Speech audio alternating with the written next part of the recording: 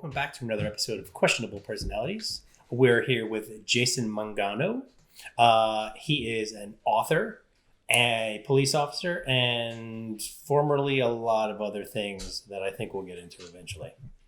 Hi, Jason. Hi. Good to have you. Thanks for having me. Yeah, the puppy dog is back.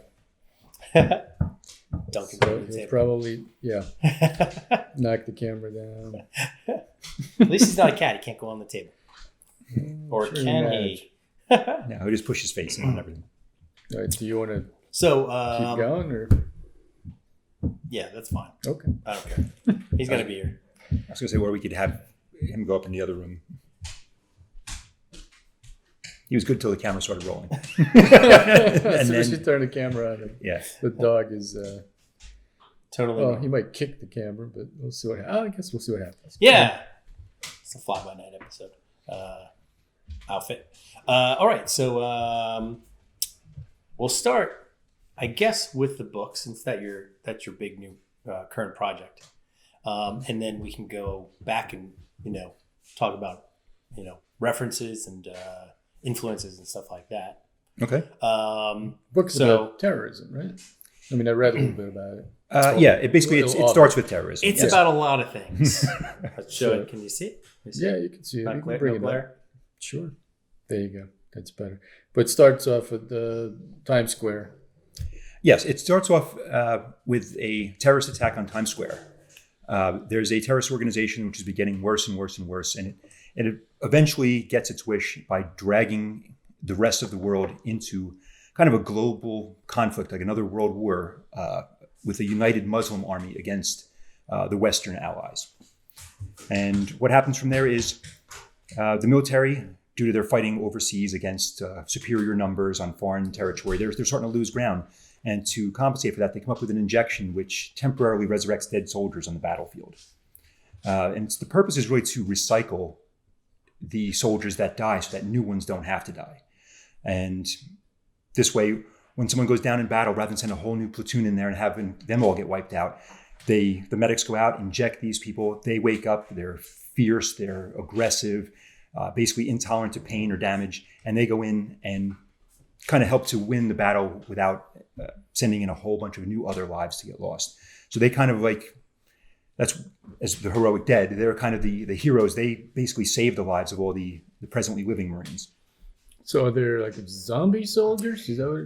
Or not exactly? Kind of. I always hate to use the word zombie because they're not the gut munching, I bite you, you turn into a zombie and infect everyone. Yeah. It's a military injection, which is given to the dead soldiers. And for a couple hours, they're back up and back in the fight, and then it wears off. But they are fully conscious. They're not these mindless zombies like you see in other movies. They're fully coherent. They're just hyper aggressive and extremely resistant to gunfire and whatever else they run into. Yeah, and quite angry. So technically, I guess they are zombies. They're undead, but they're not the mindless gut munchers that you see in other zombies books. has really changed. Yeah, I would try to get away from that. That's been really overplayed. So original. it's a new take on an old genre. Yeah. Okay. And then what happens to... Because I didn't finish reading it. I read as much as I could before we put this. I did. So I don't know. We don't want to spoil it. Yeah, you don't want to give away the ending. But I'm curious to know what happens with the soldier like that if he gets shot again. Well, once you've been injected, you are, like I said, it's only for a couple hours, but you are at least temporarily unstoppable. Okay. I mean, unless you blow someone to bits or blow their head off or something like that. I mean, they can take gunfire. They can take stabbings. They can take losing a limb even. And they'll keep going. You don't need all the normal facilities you would need as a regular soldier. But then ultimately it does wear off, and then you're gone for good. But for a short time, you do get back into the fight. And since they are extremely aggressive and unstoppable, it doesn't really take a lot of them to turn the tide of a battle. Seem very practical. It's recycling. Yeah, it's almost like how they used to describe people on PCP. In a way. Except you can't. Yeah, I mean it is practical, and like I said, you don't lose other lives. You just recycle the ones that have already been killed. Yeah. However, what the book really focuses on is the moral aspect. Does the end justify the means? The protagonist in the story, his name is Job Tillman, and he's a pastor's son. He's kind of a pacifist, and it's really his inner struggle about the morality of, is it an abomination to God, or is it the savior? Yeah. Is it the key to victory or damnation? Basically, is really the moral dilemma. Yeah, I find that interesting. Yeah. Yeah, and the people in his platoon, some of them have a quite different take on it. Yeah, because he joins almost out of a sense of obligation, right? Yes. Yeah, loses his brother in the Times Square bombing in the first chapter, and he just really feels like he has to do something, even though he's kind of a pacifist and he's never really been a fighter. Yeah, he just feels like he has to do something. Someone has to take a stand, and the Marines, as they are good at, is bringing that inner aggression out of you. They kind of they teach him to summon his inner demons. Yeah. It in some ways it reminds me a little bit, as I was reading it, of Full Metal Jacket, because there's that time in training, and then it moves into the action. Full Metal Jacket was definitely an influence when writing those scenes. I'm glad I caught that. Yeah, absolutely. That's one of my favorite movies, especially the part where they're in training. Right. So I tried to tap in to that, at least when they're in training. I've done a lot of tactical training, like through the police, like on being on SWAT, and I went through sniper school at Fort Dix, but I've never been in the military. So a lot of what I got was from movies. So I did need a little bit of help from some of the guys I work with who are Marines, because they have their own lingo. Yeah. And if you don't use their words, they know. Right. And so it's almost insulting to them. So my first draft, I made sure I gave it to a Marine right away, and he told me what they would or wouldn't say, and then I immediately did the edit to correct those things. Yeah. And they even had I don't know what they call it, but when they're marching and they have their cadence. Yeah. Yeah, that was kind of fun to write. Yeah. Because I had to come up with new cadences since I haven't been through the military, and it was kind of fun. Yeah. So what was the feedback from the colleagues that you have who actually have that background?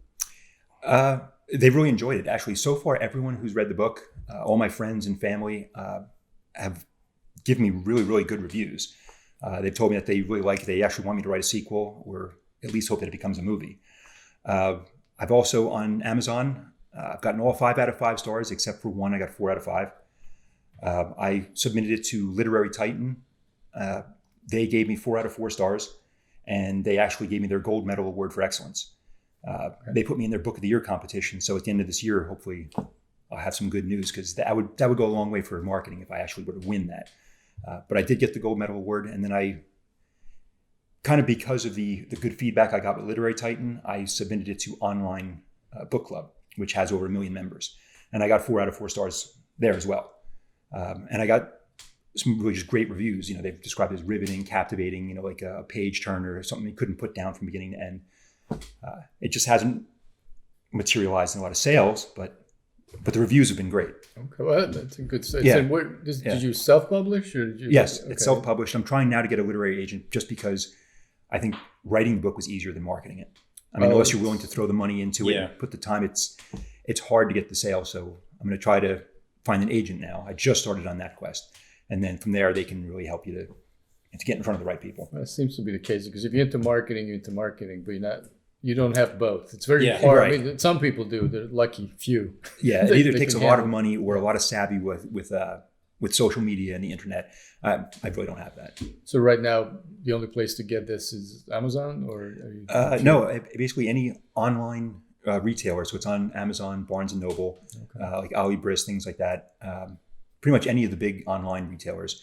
But also, because of the distributor that I go through, any bookstore can order it as well. So if you went to your local bookstore, they're probably not going to have it on the shelves, but they can order it and have it in within a couple of days. Okay. And so how did you come up with this idea? What was the impetus to get started? Yeah. Was there a single inspiration, or? Not really. I mean, I tried to put some social commentary into the book, and tried to ask those big questions, and have people reflect on things in society. But the reason I wrote the book is not quite so lofty. I was drinking with friends, and as you do when you start talking about movies, and what if a movie was like this, and I started talking about an idea, And the more we drank and the more we hung out, like I started coming up with more and more details, and like, that would make a great movie. And it, with every drink, the details flow a little bit more. And then rather than just forget about it the next day, I actually just got up the next morning and just started writing. And it went pretty quickly. I originally wrote it as a screenplay because that's what I originally pitched it as, was a movie. I did that back in 2012, actually. Oh. So it was a long time ago. I wrote it. I tried really hard to get it in front of production houses, and they don't take unsolicited material unless it's from an agent.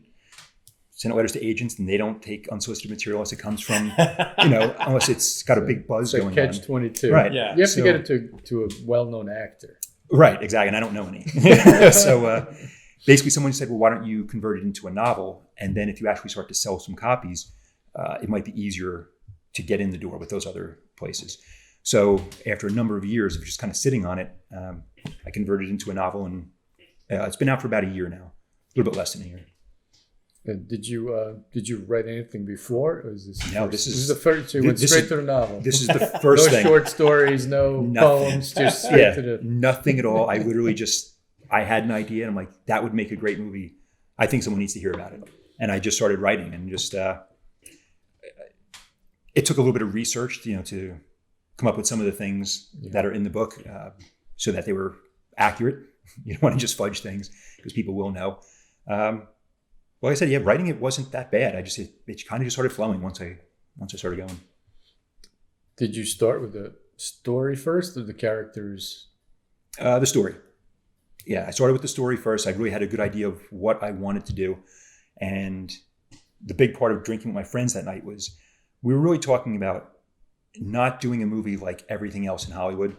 It seems like there's not a lot of original stories anymore. A lot of them are remakes. So it's just we'll do this movie, then we'll do part 2, 3, 4, 5, 6. We'll remake old movies from the 70s and 80s. A lot of them have the same type of heroes, the same type of endings. And I wanted this to be kind of an alternate hero that you're not going to find in other things.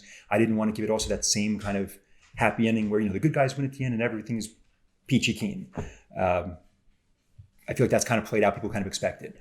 And I think people can appreciate when an ending is not something they see every day. Kind of like why some people most people I think like Empire Strikes Back over some of the other Star Wars movies. Mm-hmm. It was a darker ending. The good guys just don't, it's not all just happy at the end. Yeah. I think people can appreciate that, and they want to see something a little bit different. And that's what I tried to go with. I tried to take the genres that are out there that are popular, but change them so it's a new take that no one has ever taken before. And without giving away the ending, because that's always hard to talk about in a film or story, and then it's like, well, why bother reading it? You just tell me what the thing is about. What is the message of the book without giving away the ending? What do you think the biggest lesson, or maybe like I said, what do you want people to get out of it? It deals with the morality of war. Like I said, this is not the first time, as if this were real, this is not the first time in history that people have created a horrific weapon to end a war, like the atomic bomb. It was, a horrible thing, killed 100,000 people in one shot, and then probably another million over time. But it did end the war. It ended a lot of bloodshed very quickly. That's kind of normal in a war. So it doesn't end justify the means. Just coming up with this horrific weapon which has all these evils to it. If it ends the war and saves lives, is it right or wrong? It also touches on, even if a war does end and everyone sees the benefit, and everyone sees the benefit of peace, there are always people out there that are never going to let that happen.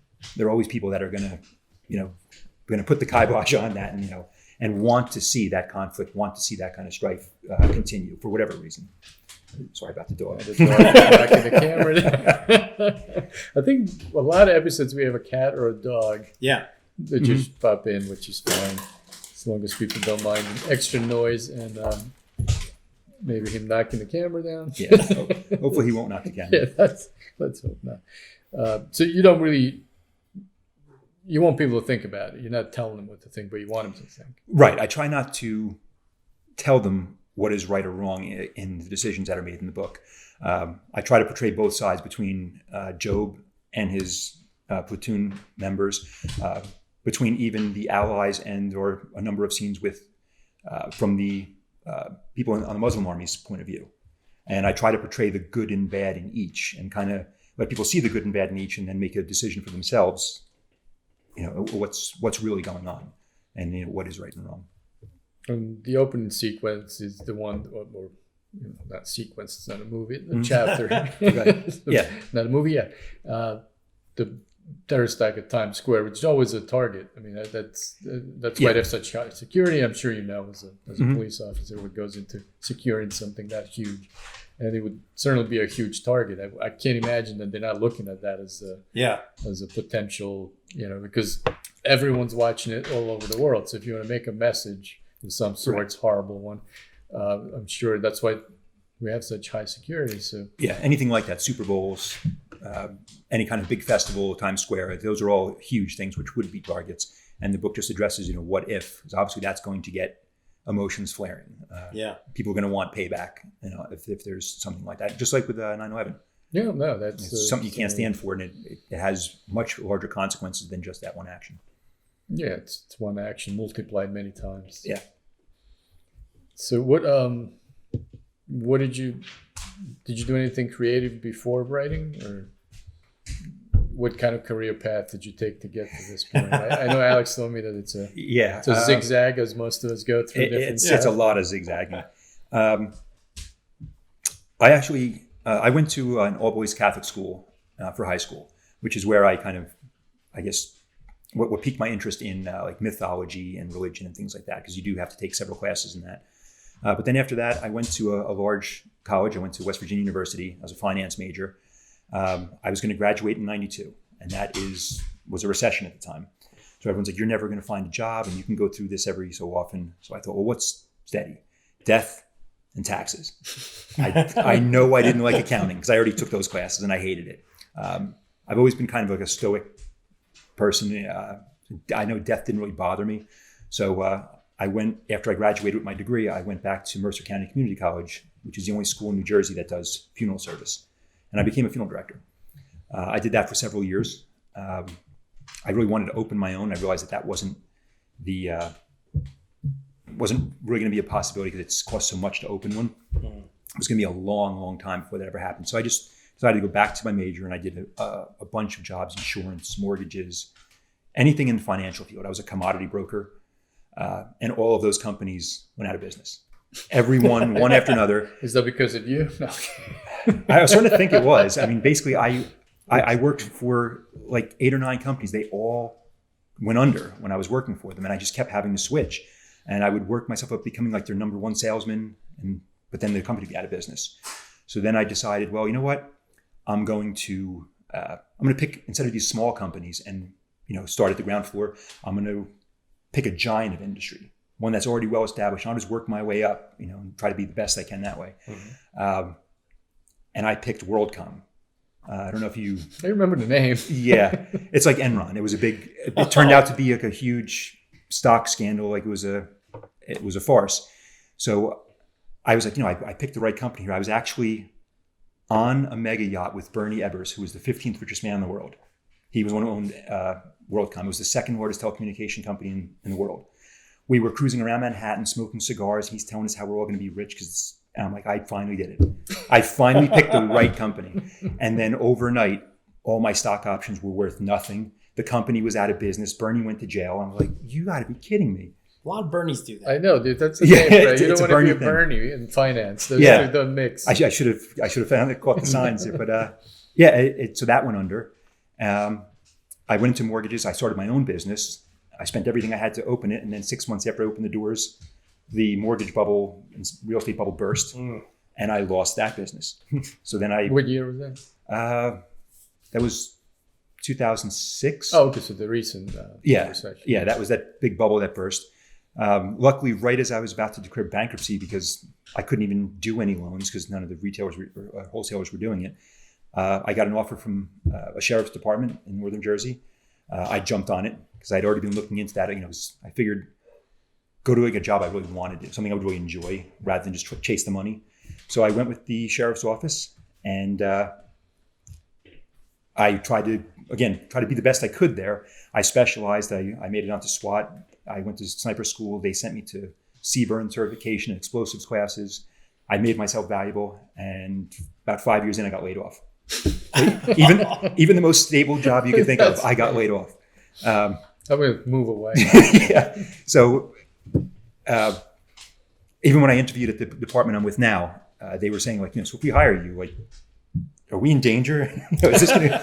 But luckily, the town I work in, it's been going well, and I've been at the same job ever since as a police officer.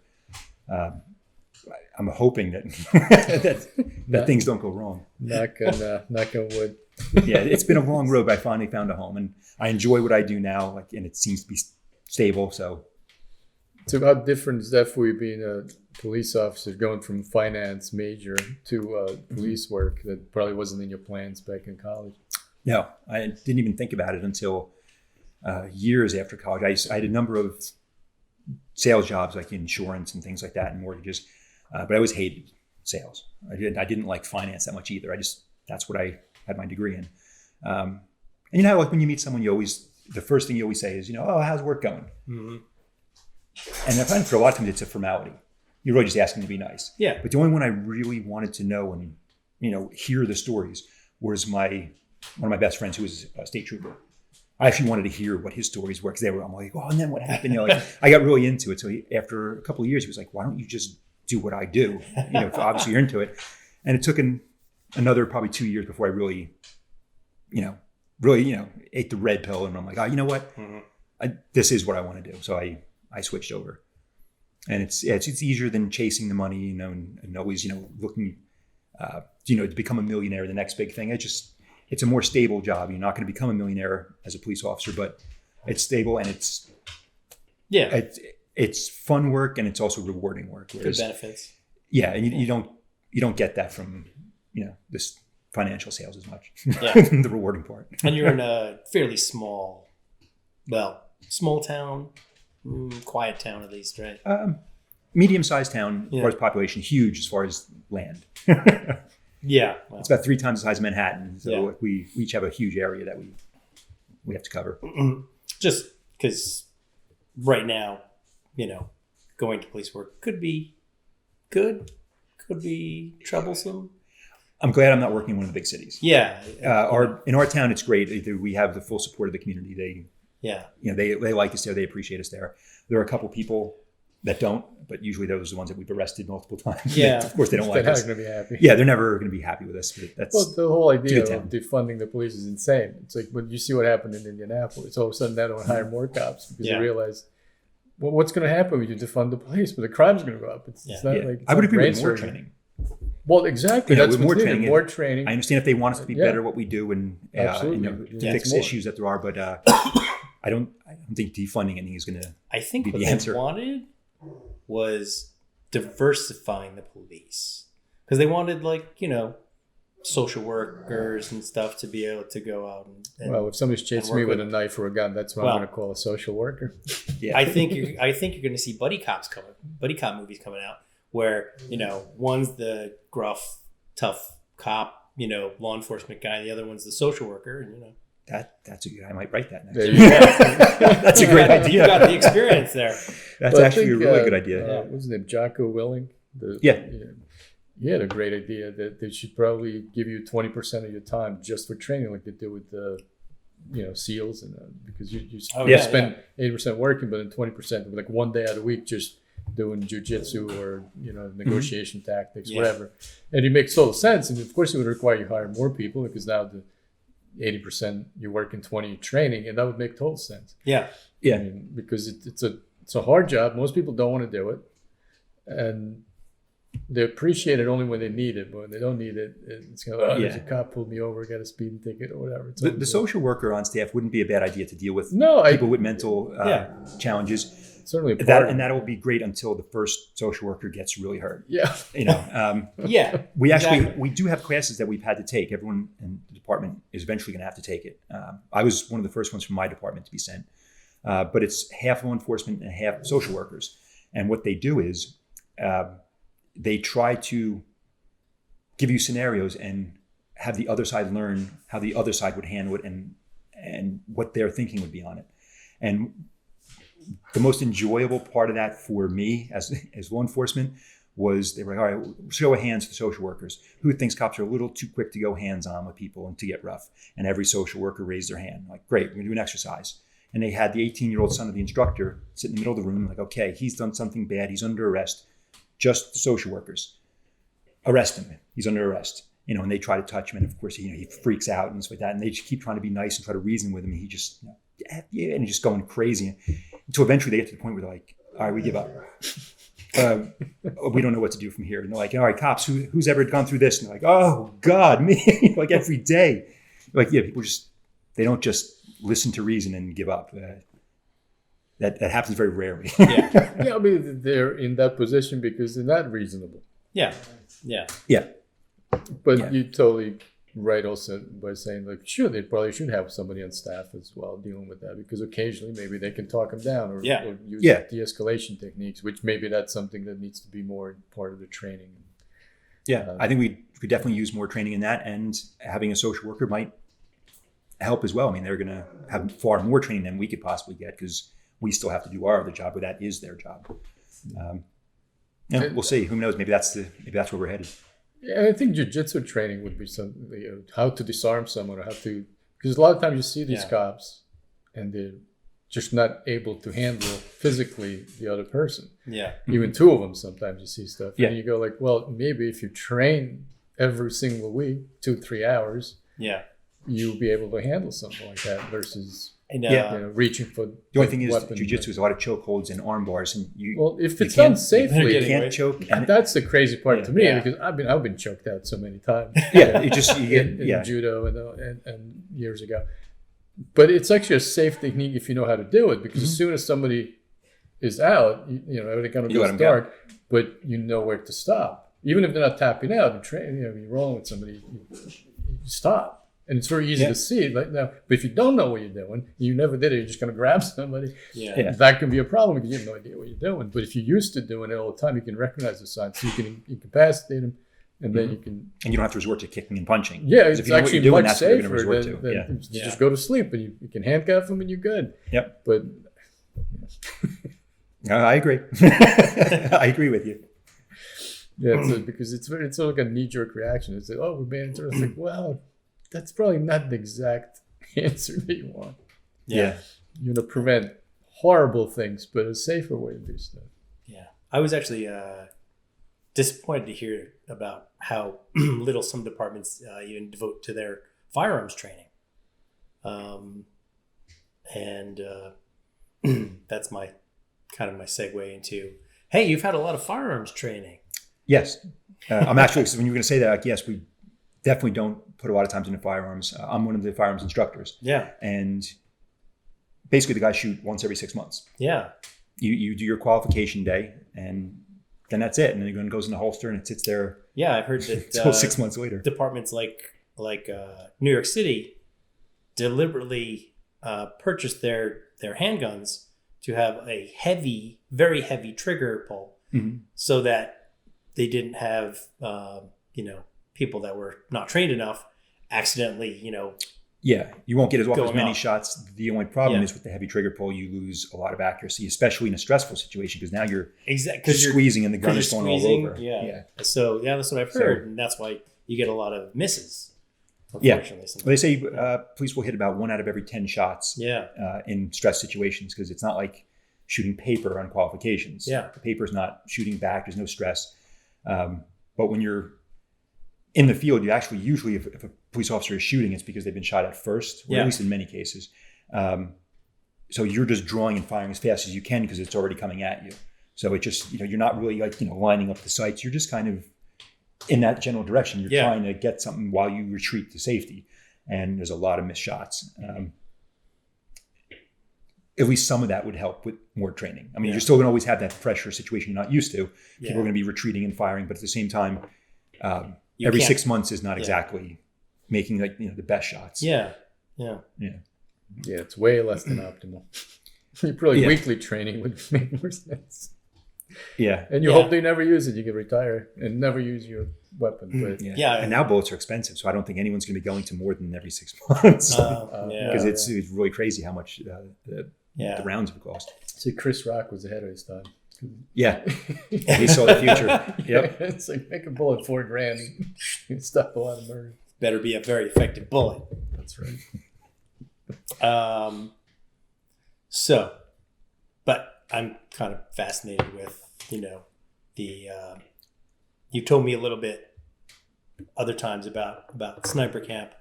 Mm-hmm. And I was wondering if you'd talk a little bit about that, because I'm fascinated with it. And a lot of people, they see movies and stuff, and they're like, oh, and they see, a rifle with a scope on it, and they're like, oh, it's a sniper rifle. Right. And, a lot of people, they don't know a lot about guns. Yeah, exactly. Unlike municipal departments that don't do a lot of training, I've got to hand it, the federal government does it right. When I went through sniper school, it was through the FBI, and it was at Fort Dix. And the training there was phenomenal. I mean, that's a legitimate school. They really do it right. They have all the facilities that you would need. They have, more than enough trainers, to work with people individually. They even had one, it was a ghost town. They actually have a town that they built with a bunch of buildings, but the buildings are empty.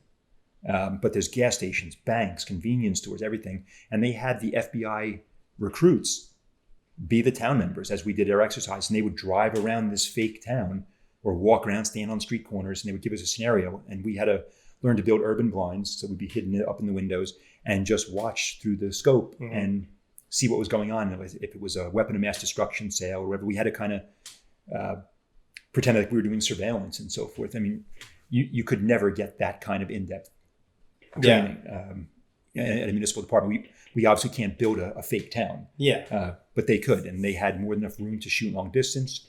We shot from every kind of different elevation, from in vehicles. I mean, you name it. We did it there. It was a great school. I guess it's a mix of technical and, from what you told me, torture. Yeah. That was the big gripe that we had with it. It was August, it was 95 degrees every day and humid. And they ran it like as if it was a special forces kind of class. I mean, it was a lot of PT and a lot of team building. So we would wind up running 5 miles through sand, with our rifles. And we're snipers. We just lay there. We're never going to have to do the running 5 miles. Like, that's not what we do. You're trained to be a sloth. Right. We just sit there with leaves on our heads and just, don't move for hours. But yeah, they really, they wanted you to feel when you left there, like you had really gone through something, like you would really graduate from something big. Then once I got on the job, I was already on the job, but once I actually started doing the sniper work, it was much more what I was talking about. Yeah. Basically, I realized why a lot of people don't want to specialize as sniper on SWAT, because you're the first one out and the last one in. When everyone else is waiting in the warm truck, waiting for the go sign to kick down a door, you've already been out for 2 hours lying on the cold ground. And then when everyone comes in, you're still the last one, because you're the eyes and ears for the. Yeah. So basically just lying there covered in twigs and leaves for, 6, 7, 8, 9 hours. I've even done that in a snowstorm where I had, 2 inches of snow build up on me as I sat there. Staying on target for the whole time. And the best you can. Yeah. Fall asleep. Yeah. That's the thing. I think about it and be like, oh, it's easy. You just stare at there. But, bugs crawling on you. You can't twitch that much. And in the heat, you really fall asleep. Because at sniper school, that was one of the drills. They're like, okay, we're going to have the target pop up. You don't know when, just be ready.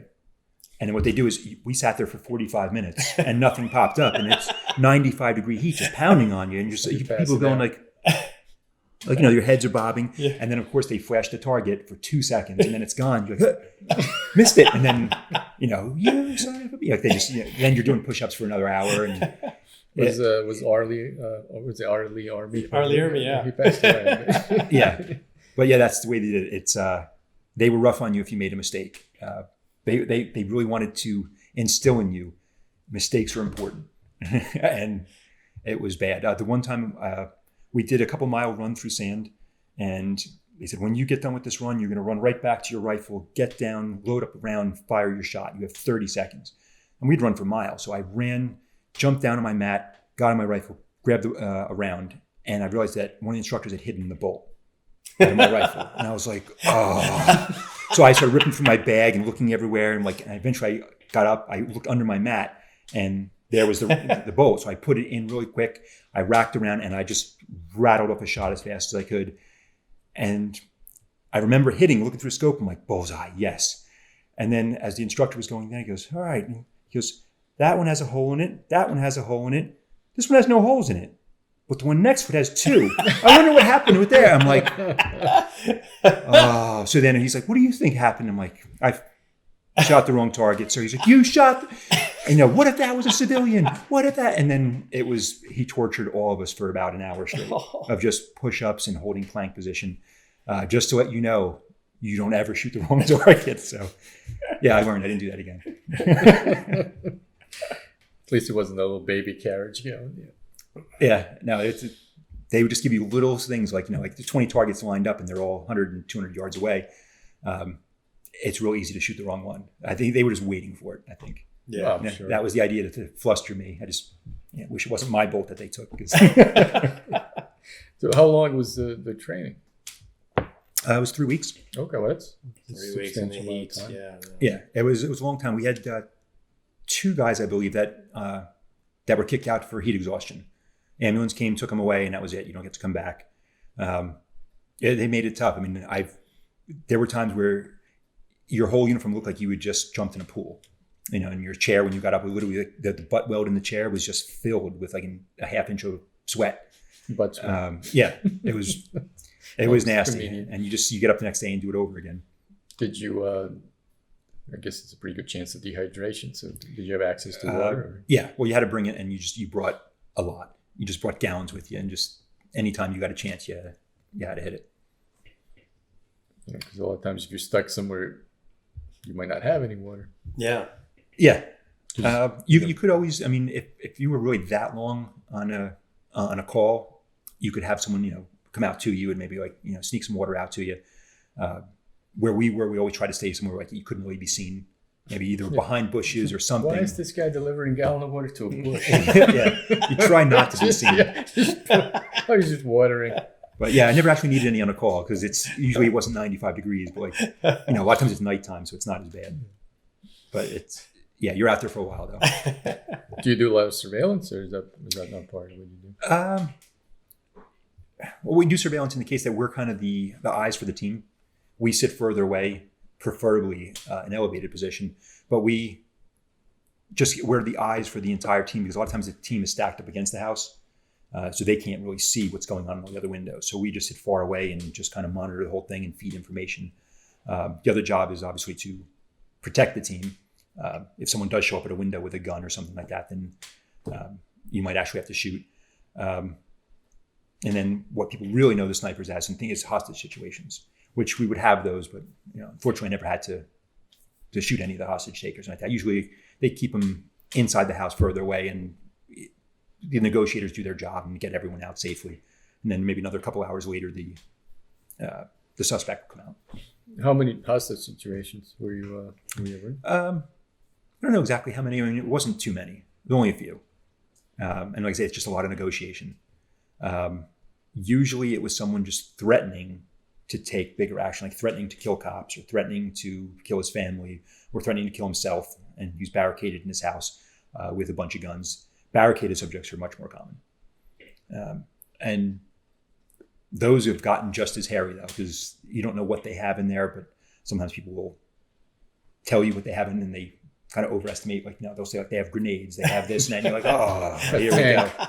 Yeah. The garage is a cannon. Yeah. There was actually one call before I got in the team, though. I wasn't on this call. Luckily, someone had a bad feeling. They lured the guy out of the house just because of a bad feeling. They basically told him that his sister was in the hospital. He had to go to the hospital, and he came out and they jumped him. But when they went into his house, he had a loaded gun at every single window and door. And the big bay window in the living room, he had a tripod-mounted .30 caliber. So, and he had video surveillance. So had we tried to engage the house, he would have just opened the blinds and just, a belt-fed gun. It's like, wow. And he would have taken out the whole team. Jeez. So, yeah, some of them can get pretty hairy. Yeah. You always go with your hunches. If you get a bad feeling, you just go After with all it. that prep, you get out because somebody told me you have to go to a hospital. It's always bad. It's a publisher clearinghouse. You want $10 million. Yeah. Come on out. Police have done that, though. Basically, Oh, the fake lottery. telling people like you want a TV, come down to Best Buy, and they send it to everyone who has a warrant. And people are like, I want a TV. And then as soon as they go to Best Buy, just wait. I've seen those, You should have done that with the Branch Davidians, huh? Yeah. Oh, that was a disaster. So how is it? Actually, my FBI instructor in sniper school was actually one of the ones shot during that. Really? Yeah, he was shot in the behind. Oh. Yeah. Maybe that's why he specialized into snipers, so he could be farther away, but because he was right on the house then. How is because most people I only know it from TV. How is a SWAT team organized? I mean, they've got the sniper, and then without giving it away to the bad guys. Without giving any tactics away. Everyone's cross-trained at least in room entry and building clearing. That's kind of a standard. Then you have a couple of different specializations. We have the control team, which is the snipers and spotters. You got like in 2-man teams. They are, like I said, the eyes for the team and to protect the team. Where if a precision shot needs to be made for like a hostage. We have the grenadiers who carry all the cool toys. They have smoke bombs, tear gas bombs, all different kind of grenades all over them. They're usually like the ones who would have the shotgun at the rear of the line. But basically, they're the ones who have all the kind of percussive and chemical weapons that you would bring in. And then you have the guys who are more just specialized into the room clearing and things like that. Right. And you have your team commander who basically sits in like a mobile unit on scene somewhere, and he just assesses all the information and determines where everyone's going to go. But it was neat because you have really cool equipment. You don't get it as a regular municipal officer. Yeah. Well, yeah, I imagine. Yeah. Do you have any like fancy sci-fi stuff? Like, do they have? Is there nothing sci-fi, but we do have cool stuff. Is there like body cams that feed back to the truck or anything? Or is he working blind just by? Yeah, he's going on audio. Well, he's got like a little diagram that he made out of. Maybe not now. Now body cams are a big thing. So I've been off the team ever since I moved to the department I'm with now. Okay. So body cams have become much bigger. So he probably does have a feed on that. But as far as like the coolest like gizmos that we have, we have night vision scopes that because a lot of these calls take place at night. We have the Bearcat, which is the armored vehicle, which is basically a bulletproof Hummer kind of. And that's what the team stays in. And that's equipped with a couple of cool things. One of them is the infrared, like the heat cameras. Oh yeah. So you just it's like a little turret on top, and you can look around and you can just see people hiding in bushes or even just like behind walls. That's not too thick. Yeah. That was one of the neatest things because we've had people that like have tried to get out of their house, like they'll sneak out a basement window and try to like low crawl over to like their shed, and you got me like, wait a minute, we got someone going across the lawn, and you're like, thank God for this thing because you'd never see him. Right. You'd never see him. But that came out of Cracker Jack. Wow. We did have the good stuff with that. And we actually had one case where that came in really handy, and some young kid almost wound up getting himself shot. We actually had we were staging on a house where the guy, I think he had threatened to kill cops or something like that, but he was in the house and he was well known that he was a hunter. So he knows, how to stalk and how to go around. He got out through a basement window, and we saw him go over toward like a wood pile toward the shed, and the Bearcat went around to get a better view. But then when they went around the wood pile, he was gone, and they couldn't figure out where he went. And we're like, okay, he is not on the heat sensor anymore. He might have gotten out. So if he got out of our perimeter, he could technically be behind us. So now where everyone's like, okay, keep an eye behind you as well as forward, because God knows where he is. And then the heat seeking picked up someone low crawling up to our perimeter from behind. So right away, that puts us into, go mode. We're like, oh, here he comes. He's trying to double back on us. And we all converged on him. And it turned out to be an 18-year-old kid saw all these cool vehicles and things, and he wanted to just get up close and see what was going on. And he almost wound up getting himself shot because we thought for sure he was coming, to get us. What happened to the guy? He had actually, I think, gotten into his shed, which had so much stuff in there that kind of blocked his heat. But he had just gotten in there. And that's where he was hiding. So if you want to do something like that, if you're a hoarder, that would be helpful. Oh, I've been in hoarding houses since I've been on the job. Oh my God! How many hoarding houses have you ever? Too many. Are you serious? Is that too bad? many? Yeah, I think a lot of people hoard. Houses where you might have a 15-foot wide living room and it's only a trail to walk through because it's stacked up with newspapers and dirty clothes or God knows what else for 10 feet high. So you have to walk through trails to get from room to room because the room is just packed to the ceiling. I knew a guy who did that, and he it was just shelving floor to ceiling, and then it was just like tiny little corridors through it, through the whole place. Just enough to get through so you could throw some more stuff. Well, what do they do with all that stuff? Why would you keep old newspapers? I don't know. I think there's different psychological Maybe they like to reasons. build mazes. Yeah, maybe I don't they're know. mice. We had one call not on SWAT or that, but just a call. We were serving a warrant for a violent individual, and it was a hoarder house. Everything was piled up. So I look over once, and there was a sofa ended here, and then there was the wall. So it was like the little corner area. And all I could see was this, just hair sticking up out of the trash. So I called for one of the guys. And he's like, got it. So we're like, all right, come on out. Don't make this worse than it has to be. And we're talking and nothing's happening. We're like, dude, we see you. We see you buried in this stuff. Like, this is going to get bad if you don't come out. Like, and nothing. So eventually, when I got his took his flashlight and he turned it around. You have a pop, like right on top of the head, just to make the guy move. And it just sounded like a thud, like a hollow thud. What was that? So we started unburying. It was a mannequin. It was a mannequin which is buried all the way up to here, just the top was sticking up. We're like, who has a mannequin buried in their house?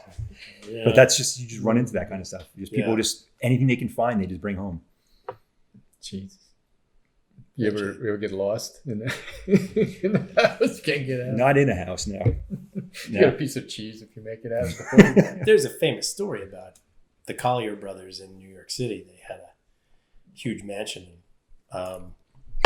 You could get lost in it, and one of the brothers got really sick and was like lying around, and the other one was taking care of him. And he had built.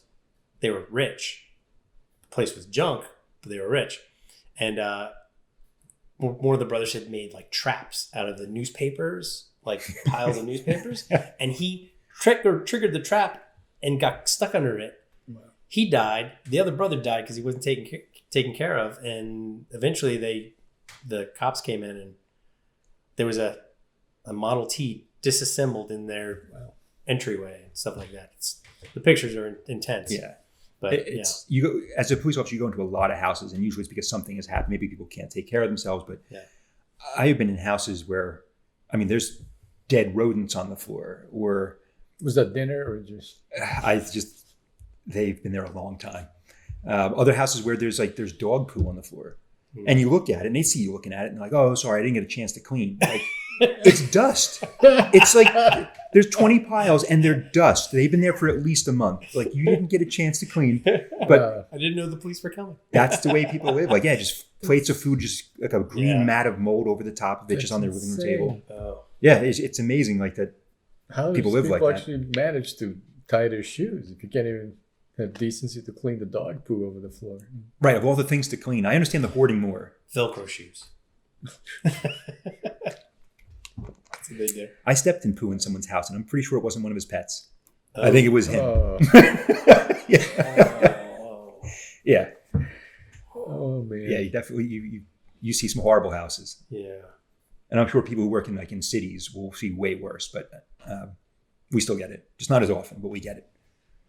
Yeah. Maybe we should talk about something less offensive.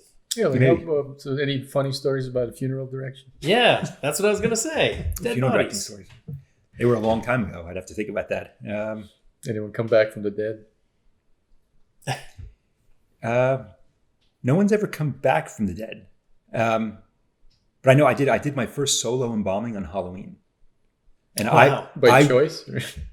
No, my boss was like, all right, I'm gonna go get supplies. I'm gonna go. He's like, you know how to do this, so you take care of Mr. So-and-so. I'm like, okay. And I'm thinking like, it's Halloween. Like, when it's nighttime, I'm like, trick or treat. There's no way. So I'm like, I spent half the time looking under, at the table, looking in the closets real fast, looking out the window. And, 2 or 3 hours later, he gets back. He's like, are you done? I'm like, no. He's like, why are you done? I'm like, I thought you were messing with me. I thought you were going to come back and who leaves me the first time on Halloween? Could at least bring you candy. Yeah. We had, on my job now, we also had a dead body on Halloween. Like 12 o'clock, like on the nose, we get the call. You could see the guy in through the window and the front door's open. I'm like, no. No way. Like, if this guy jumps, I'm going to punch. Like, I was so like, this better not be a joke. It wasn't, but like, I'm like, what are the chances? So you'd have to go get the body. From the... Oh, when I was a funeral director? Yeah. We have to go to pick up the body at the house or the hospital, whatever the case, wherever it is. We bring it back and we do all the preparations. So I did embalming.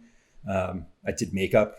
Did you do makeup? I did hair. I was actually number 1 in my class in makeup. Really? Yeah. I was kind of a kiss ass. You get a mannequin head, and it's obviously it's a Caucasian head.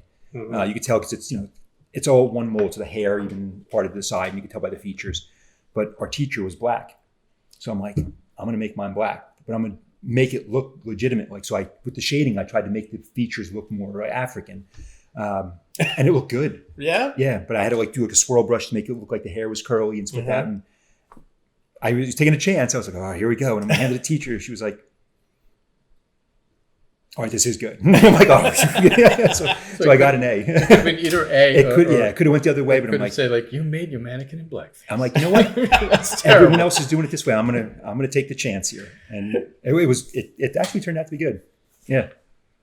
It's kind of not funny, but a lot of times you go to wakes and if it's open casket, some people look actually the way they used to look, and some people look completely different. I'm like, that doesn't even look like the person I knew. A lot of times it's the guy who does the makeup, and I mean all the bodies at funerals will have some makeup on, but it's usually like an old man doing the makeup, and they're not really good at it. So like they just put like too much rouge on or whatever, and they don't look natural. It looks like you just made someone up, like a clown. And that's why I think I was one of the better ones in my class. I would just use as little makeup as possible. Like that looks ridiculous when you have someone like these bright rosy cheeks and like, Grandpa never wore makeup. He shouldn't look like he's wearing makeup now. He's got lipstick and a red nose. Yeah. They usually look really pale too. I mean, I guess that's inevitable. Right. Unless you put too much on, then you can. But maybe they should do more bronzer, like a Trump kind of thing. The Snooki. You could try it. Yeah. Yeah.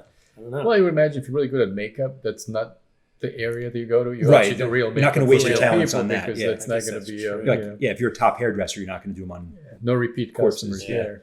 Yeah, unless you're goth, but in that case, you want the paleness anyways. I did think of one funny story though that it happened to one of the guys in my funeral service class in northern Jersey, like Bergen County. It was a funeral for some guy who apparently had owed quite a bit of money to the mob. Oh. And some real big, thick-necked kind of guy showed up at the funeral, and he kneeled down in front of the open casket, and he took out a hat pin, and he stuck him. And the guy didn't flinch, so he's like, and then just left. He's like, I'm sorry for your loss. But he literally stuck him with a hat pin just to make sure he was dead, because he's like, this guy could be faking this. He owes us a lot of money. And was the Godfather with a mirror? Yeah, I mean, that probably would have been a nicer way. You just poke him. Yeah, give him a stick, because that guy's going to jump if it was real. Yeah, he told us about that, and we're like, what did you do? And he's like, we didn't do nothing. He left, and we were like, okay, it's fine. He's gone. He's the one with the hat pin. But then once you stab him, it's a bite. Like, do you want that pin? Yeah. You're going to drop it in That's your hat pin. That's the one you use on all the bodies. Yeah, it's what you use on all the funerals. Yeah. It's a professional tool. Big deal. You're not going to give COVID to the next dead guy. No, I guess not. Yeah, and this was way before COVID. Way before. He started it. Yeah, you do get some funny ones in the funeral directing, but it was more just silliness. I mean, like we had an Irish funeral where, because you're not allowed to drink or eat in a funeral home, we had this one Irish funeral where the guy was a big partier, and when he left, they just brought tons of booze and they kept it in the back of a pickup truck, because I guess you could drink in the parking lot. So they would just take turns in teams of 5 and go out in the parking lot and just drink, and then they'd shut up the truck and come back in, another 5 would go out, and they would just sit there and party the whole time. And they buried him with a 6-pack and a cigar. It was like, trying was to always destroy a that Irish stereotype. Yeah, they really, they didn't do much to help that one, but They were like, he was always a partier. He would have wanted it this way. Okay. Hey, why not? Seems appropriate. Yeah. So we're about an hour. Should we wrap it up? Or do you have any other questions? Yeah, because you know what? I think you should write a sequel, and we can come back for the sequel. There you go. Or you could do that buddy cop movie that I talked about. That's actually a really good idea. Yeah, Have like a it social is. worker with it, because as a comedy, that would Oh go. yeah, Yeah. That would be, especially Yeah. now because they're looking for that. So all the Hollywood stuff is PC, and they're Yeah. trying to be. Yeah. You know, I mean, there's a lot that can go with it, because as I was explaining with that training, the social workers are not really ready for those cases that don't go well. Yeah. You know, it's easy when someone comes as a social worker to see you, you know, and they want to talk to you, but it's another thing when you go to their house and they're in the middle of a breakdown, or they're on drugs or God knows what else. And yeah, you can't deal with them. I mean, some of these people, they're talking about aliens and, you know, and government conspiracies and satellites watching them and so forth. Yeah. the microwave stalking. Yeah. So Yeah, unless you there's really no have, talking them down. unless you have a intimate knowledge of their particular issue, you know, you're probably not going to get it very far. Yeah. You just have to kind of agree with them. But when it's time to actually Yeah. bring them to the hospital or bring them to jail, depending on, you know, what they've done or what the situation is, yeah, it doesn't usually go well. Yeah. And we've also had just people just flat out just, you know, you tell them you're under arrest, you got to come with us, and they're like, do what you got to do, and they're just waiting for you. Like, you know, like one guy was a Golden Glove state champion. He's like, God. I'll give you the first punch. I'm not going anywhere. I'm like, crap. Like, this is going to be bad, you know, because you know the guy can fight, but Yeah. you know, you're not going to talk him out of it. He's like, nope. He's like, I know exactly what you're doing, and I'm not going. Well, Perks of the job. You get the Yeah. Golden Glove state champion. Yeah. We also have a former world contender, a boxer in our town. Oh, nice. And he's always been very good. But we have had a couple times where, like, either he drank too much, or, you know, it was a problem in his house and he didn't want to deal with us. Which company is like, oh, can you sign this? Yeah. You're like, I know who you are. Like, I don't want this to go badly. Yeah.